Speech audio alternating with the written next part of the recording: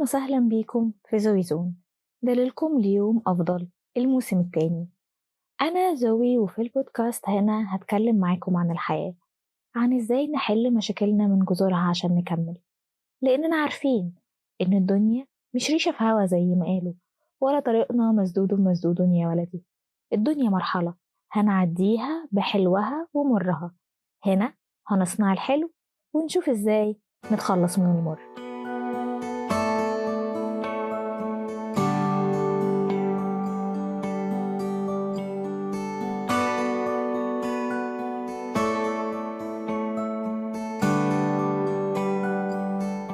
حلقة النهاردة كانت المفروض تبقى الحلقة الأولى من الموسم الجديد، بس لأنها تقيلة شوية قلنا خلينا نبدأ بحاجات أخف.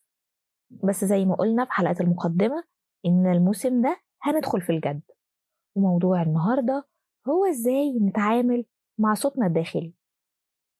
أولا خلينا نعرف إيه هو الصوت الداخلي ده.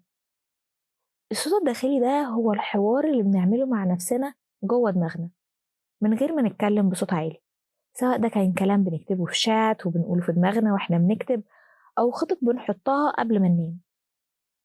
طب هل كل الناس عندها صوت داخلي؟ الحقيقة إنه في عدد قليل من الناس ما عندهاش صوت داخلي، وفي ناس أفكارها الداخلية بتبقى بصرية أكتر، وده ليه علاقة بنمو المخ وقت الطفولة، وده معناه إنك بتكلم نفسك، ده مش جنان، ده عين العقل.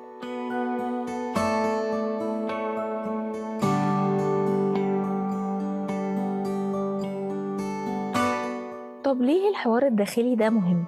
وإزاي ممكن الحوار الداخلي يبقى أداة لتحسين الحياة؟ الحوار الداخلي بيقدر يفيدنا في تحسين حياتنا اليومية بطرق كتير. زيادة الوعي بالذات، لما بندي وقت لنفسنا نتكلم معاها بنقدر نزيد من فهمنا ليها ونعرف أفضل أحاسيسنا وأفكارنا.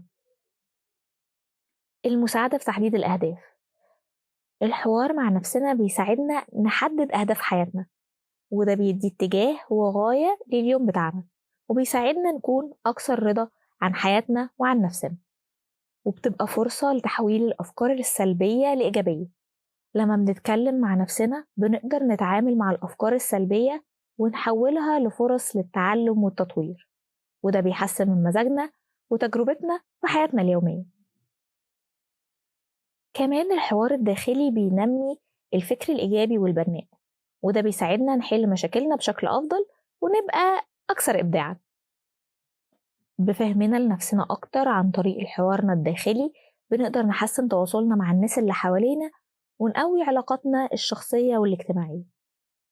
ببساطة الحوار الداخلي بيوضح لنا أفكار جديدة، تحسين الذات، وبيساعدنا نستمتع بيومنا بشكل أفضل من خلال إن احنا بنتواصل تواصل فعال مع نفسنا.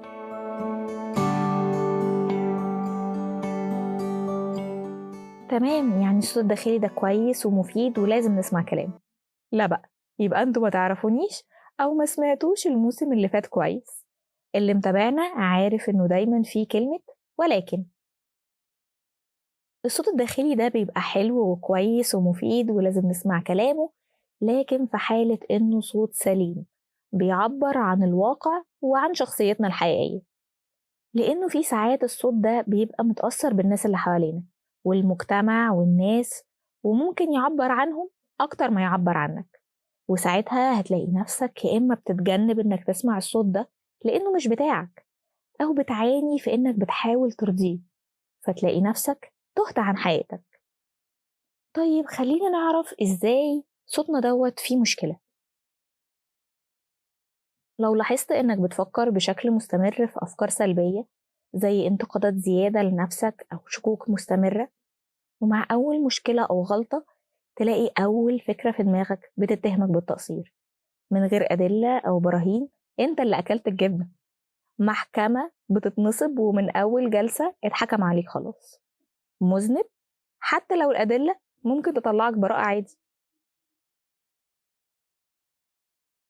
لو لقيت إنك كل مرة اتكلمت مع نفسك مزاجك بقى وحش، زي مثلا تقليب المواجع بتاع آخر الليل قبل النوم، وتلاقي مخك بيجيب لك مواقف من ابتدائي ويقولك شفت كنت غلطان إزاي، مع إنه ممكن يكون موقف طبيعي لأي بني آدم، وأي حد مكانك كان هيعمل نفس التصرف، بس ولو لازم يعذبك.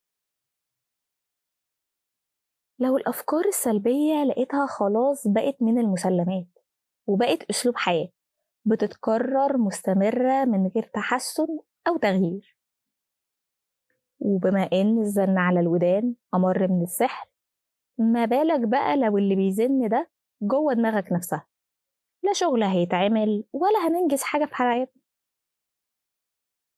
وبما إن الصوت الداخلي مقتنع إنك السيء في رواية أحدهم وفي روايتك أنت كمان، إذن وداع يا دنيا وداع على علاقاتنا الاجتماعية، في ذمة الله خلاص، وأهلا بالانطواء والعزلة.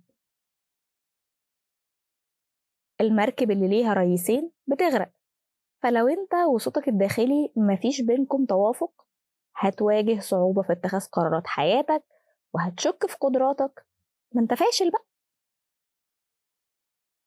ولو لقيت نفسك بتعاني من صعوبات في النوم بسبب الأفكار السلبية اللي بتتكرر في دماغك، لو لقينا كل النقط دي أو جزء منها، فده معناه إنه في مشكلة في صوتنا الداخلي، وحسب تأثير ده على حياتنا ممكن نبقى محتاجين نتكلم مع أخصائي أو دكتور نفسي عشان نحل المشكلة.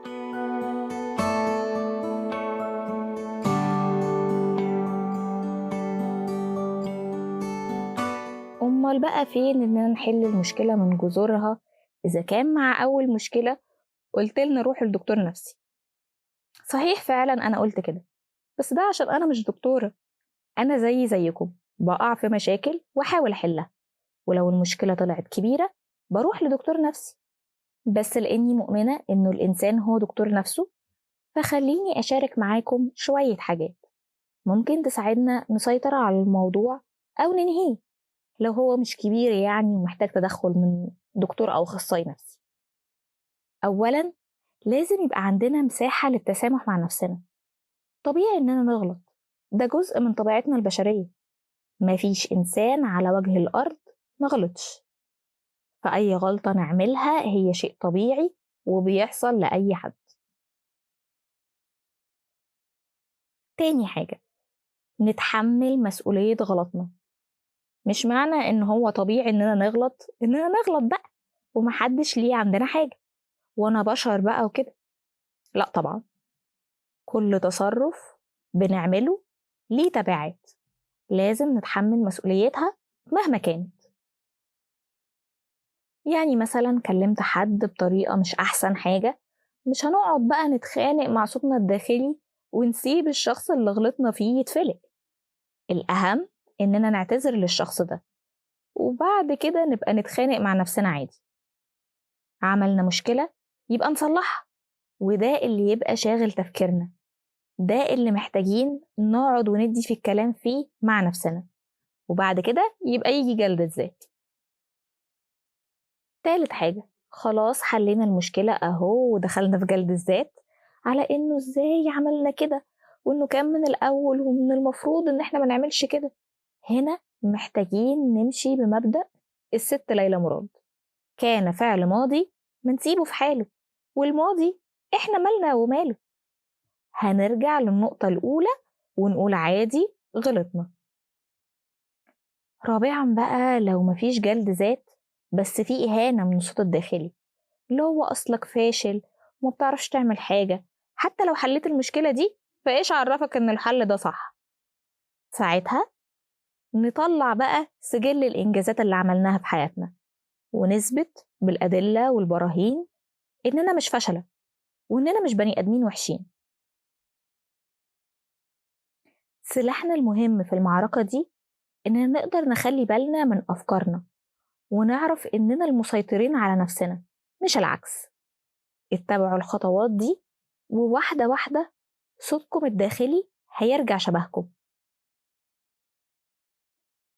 حلقتنا وصلت لنهايتها، عرفونا رأيكم ايه في الحلقة والمواضيع الجديدة اللي احنا بنتكلم فيها.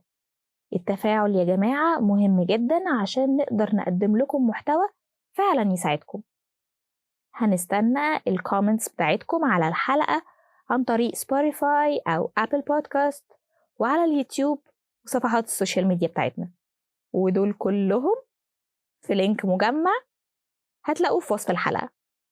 ونتقابل على خير الحلقة الجاية.